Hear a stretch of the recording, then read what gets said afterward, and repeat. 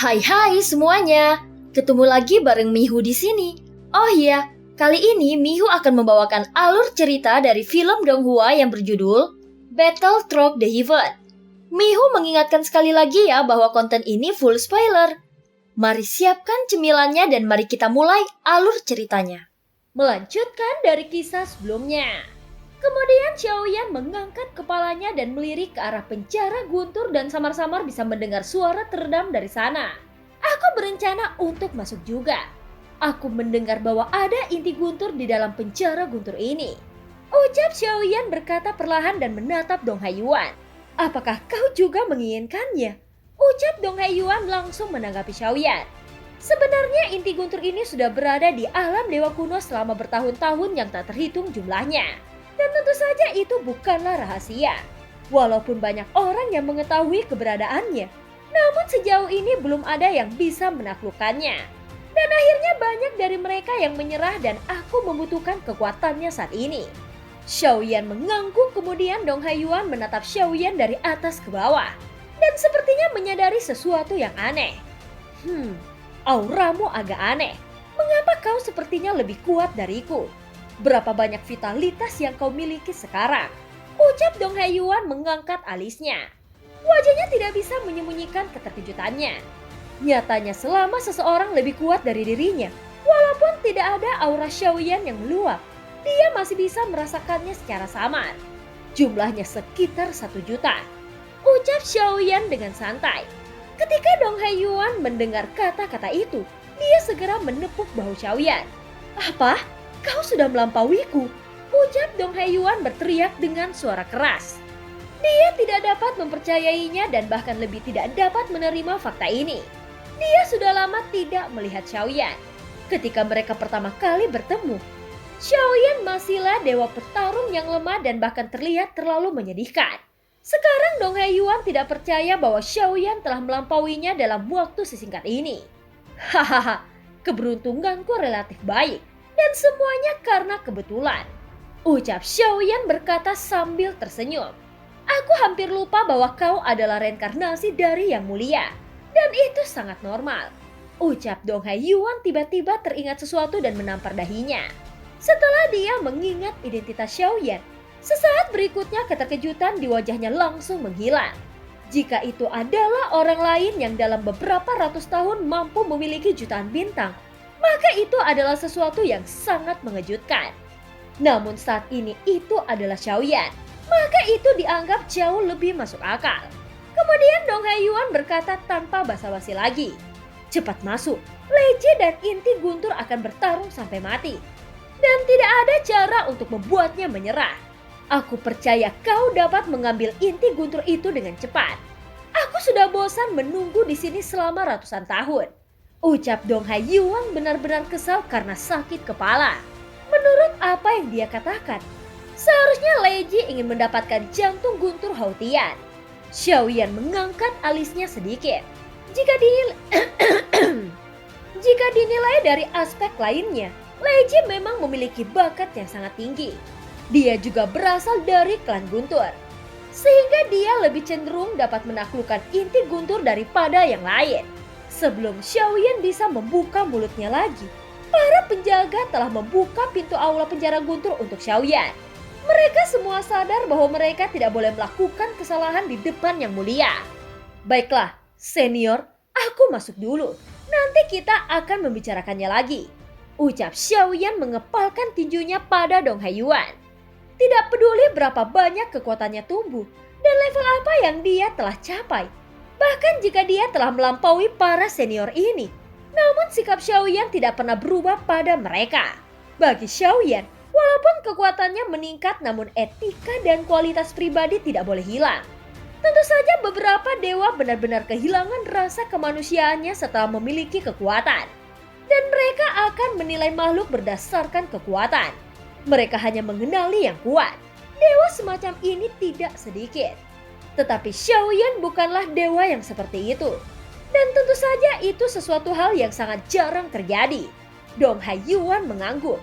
Etika Xiaoyan membuat orang sangat nyaman dan dia tidak akan menempatkan dirinya pada posisi superior karena kekuatannya yang luar biasa. Melihat Punggung Xiaoyan memasuki aula penjara guntur, matanya menunjukkan kekaguman. Dibandingkan dengan rasa cinta kepada Yang Mulia, anak ini jauh lebih disukai. Tetapi aku tidak tahu berapa lama waktu yang dia butuhkan untuk meningkat lagi. Ucap Dong Haiyuan tersenyum. Lalu menggelengkan kepalanya merasa tidak berdaya melihat pendatang baru yang masuk ke lantai pertama aula penjara guntur. Terlihat ada banyak sosok yang sepertinya melihat mangsa. Sehingga tidak mengherankan jika mereka akan mengintimidasi setiap pendatang baru dan itu adalah rutinitas mereka. Namun saat melihat yang masuk adalah Xiaoyan, mereka tentu saja masih ingat saat pertama kali Xiaoyan kemari dan menghajar mereka semua sampai menderita. Terlihat sekelompok besar orang langsung mundur dengan kecepatan secepat kilat. Xiaoyan melihat tindakan mereka.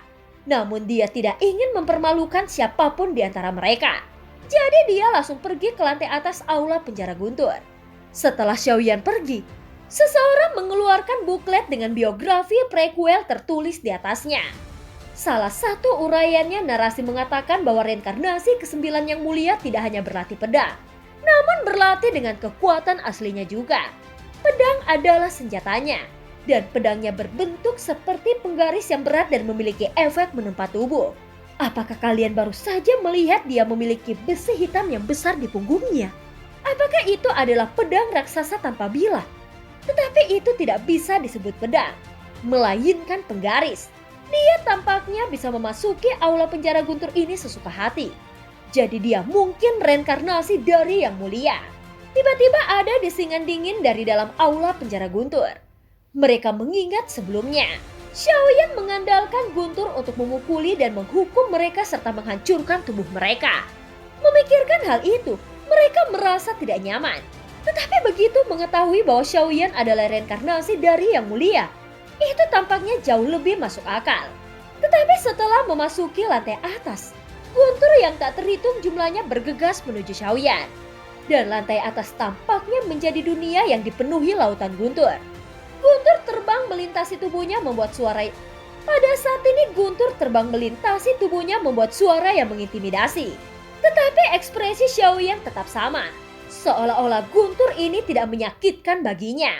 Xiaoyan mengalihkan pandangannya dan melihat sosok yang sedang duduk bersila di dalamnya. Sosok cantik ini adalah Leji yang berada di tengah lautan guntur. Terlihat guntur menyembur keluar dari mulutnya. Di antara guntur yang terjalin, Xiaoyan masih bisa merasakan kekuatan guntur yang berbeda di sini. Jelas itu karena Leji menahan serangan guntur Haotian ini. Mengapa kau tidak menyerah kepadaku? Aku dari klan guntur. Kita dapat saling bahu-membahu dan kita dapat membuat satu sama lain menjadi lebih kuat. Ucap Leji. Pada saat ini mata Leji penuh ketidakpahaman. Terlihat guntur di udara, dia tidak mendapatkan tanggapan apapun darinya. Wajah Leji menjadi gelap dan dia segera berdiri melangkah keluar dengan telapak kakinya. Dan kemudian bergegas menuju inti guntur. Dia bermaksud secara paksa menekan inti guntur Haotian. Xiaoyan melihat sosok inti guntur ini di udara tiba-tiba berubah menjadi naga guntur. Lalu membuka mulutnya yang besar dan menelan serangan guntur. Dengan cepat sosok Leji tenggelam ke dalam mulut raksasanya. Pada saat berikutnya sosok Leji melesat mundur dan terlihat wajahnya penuh keengganan. Sepertinya Leji memaksakan kembali tembakannya. Dan terlihat naga guntur itu merubah gunturnya menjadi tanduk naga guntur. Dan guntur itu terus melolong membombardir ke arah tubuh Leji dan yang terakhir tiba-tiba meledak. Pada saat yang sama sesosok melayang di udara, lalu mengulurkan telapak tangannya. Dan perlahan meletakkannya di atas kepala naga guntur yang bernama Tian Zhenli. Sejak saat ini kau bisa mengikutiku, ucap suara itu keluar perlahan. Kemudian guntur langsung menyembur dan pupil matanya terlihat menyusut. Sosok itu adalah Xiaoyan yang bersiap menghadapi naga guntur. Sebelum pergi ke alam Xuanyin, sebenarnya Xiaoyan pernah bertarung dengannya dan mengetahui bahwa inti guntur ini memiliki aura iblis yang kuat. Sehingga itu telah menguasai kesadaran spiritualnya. Pada saat ini tubuh Leji kembali pulih dengan kecepatan yang cepat. Dan langsung melihat ke arah sosok yang melayang di udara. Hah? Mengapa sosok ini terlihat begitu akrab? Ucap Leji. Saat ini dia tidak kesal tetapi melihatnya dengan hati-hati dan itu terlihat luar biasa. Karena di udara sosok itu menyentuh kepala naga guntur dengan tangannya. Melihat penggaris besar di punggungnya, membuat Leiji merasa sangat akrab. Tetapi bagaimanapun juga aturannya adalah yang pertama datang pertama dilayani. Namun Leiji tidak membuka mulutnya untuk menghentikannya. Bahkan dia sudah menyadari bahwa kemungkinan membuat naga guntur ini menyerah padanya sangat rendah. Leiji telah mencoba berbagai metode selama ratusan tahun. Tetapi inti guntur tidak pernah memberinya tanggapan. Tentu saja Leiji bukan satu-satunya yang mencobanya. Tetapi hanya Leiji yang tinggal di aula penjara guntur untuk waktu yang paling lama. Dan dia telah menggunakan banyak metode untuk mendapatkan persetujuan inti guntur Haotian. Pada saat ini telapak tangan Xiaoyan masih diletakkan di atas kepala naga guntur. Dan naga guntur masih tidak melawan. Xiaoyan juga sebenarnya tahu bahwa Leiji telah tinggal di sini selama ratusan tahun. Dan inti guntur ini akan menyerang siapapun yang mendekatinya. Namun melihat sosok Xiaoyan yang begitu dekat, bahkan menyentuhnya dengan telapak tangannya, Leiji sangat terkejut.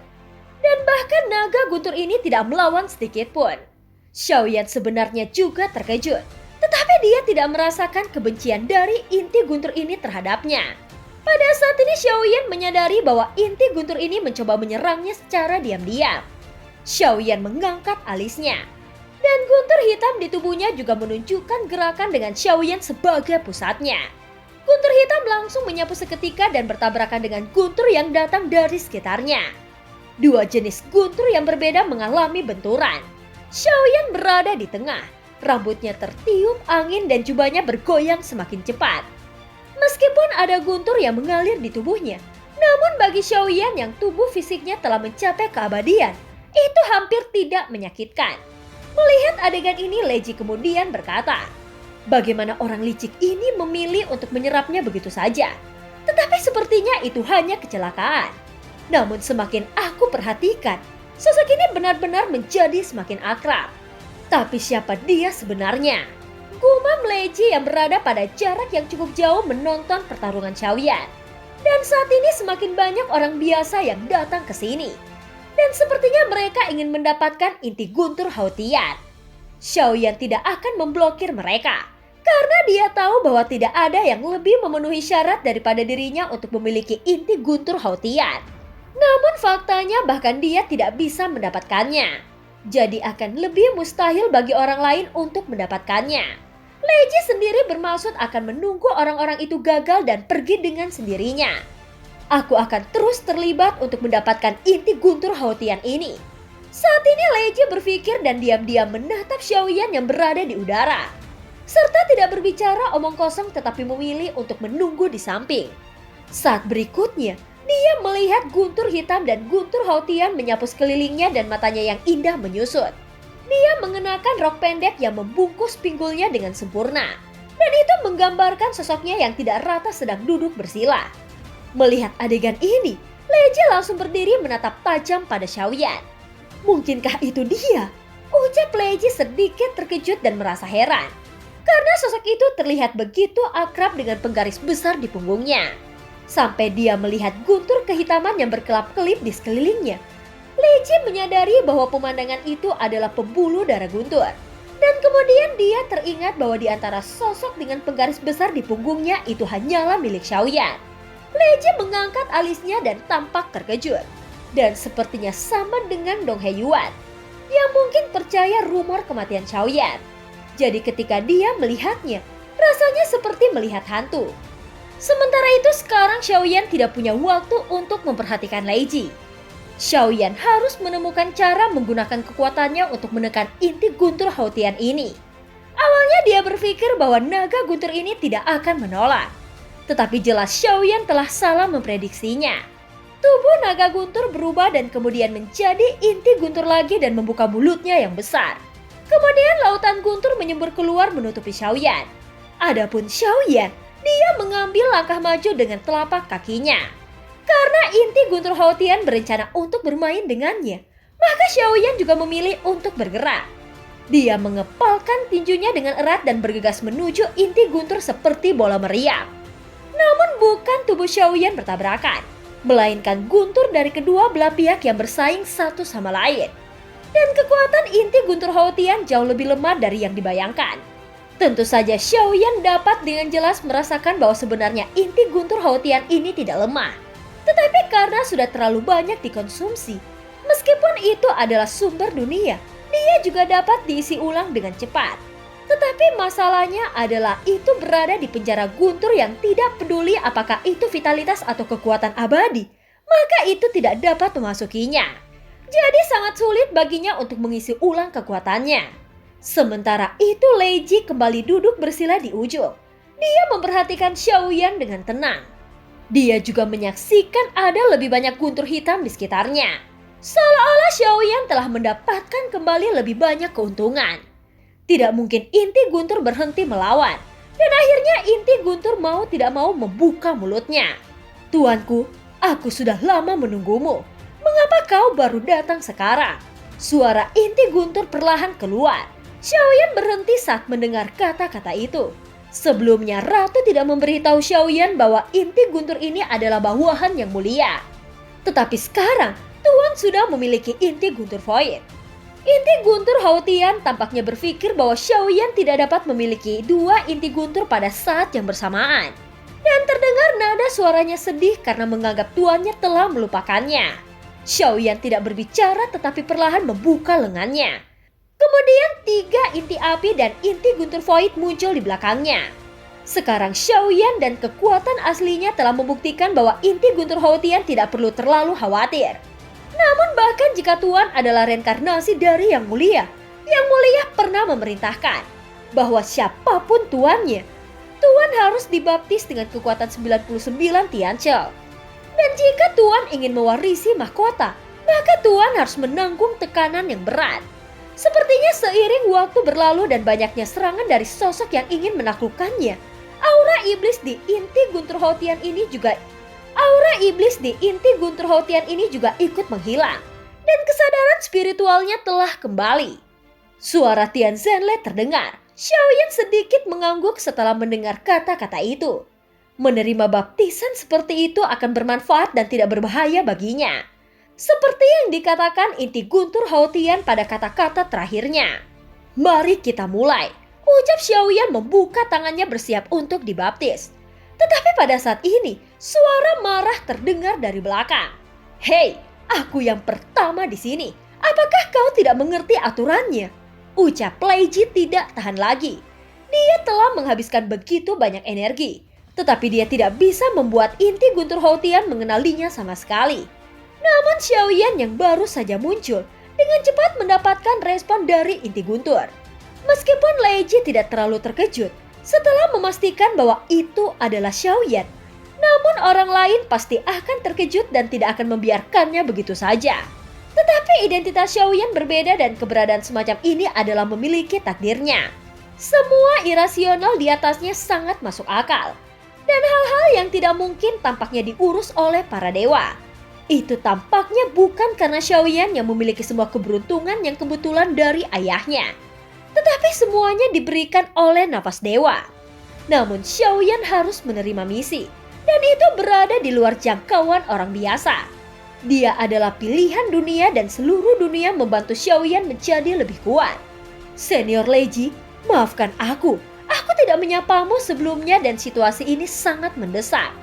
Ucap Xiaoyan baru saja sadar kembali. Karena sebelumnya Lei Ji tidak berbicara secara langsung dengannya. Dan Xiaoyan benar-benar fokus untuk menaklukkan inti Guntur Houtian. Sehingga dia juga lupa bahwa Lei Ji masih ada di belakangnya. Aku juga ingin menerima baptisan. Dan aku ingin melihat seberapa besar jarak antara diriku dengan reinkarnasi tuanku. Ucap Lei Ji berkata dengan enggan. Kemudian Xiaoyan tersenyum kecut ketika mendengar kata-kata itu. Tetapi itu memang syarat dari Lei Ji. Jika itu orang lain, Xiaoyan pasti tidak akan memperdulikannya. Tetapi itu adalah Lei Ji. Dan bagaimanapun juga Lei Ji banyak membantunya sejak lama. Dan film pun berakhir. Terima kasih udah dengerin Mihu dari awal sampai akhir ya. Sampai jumpa.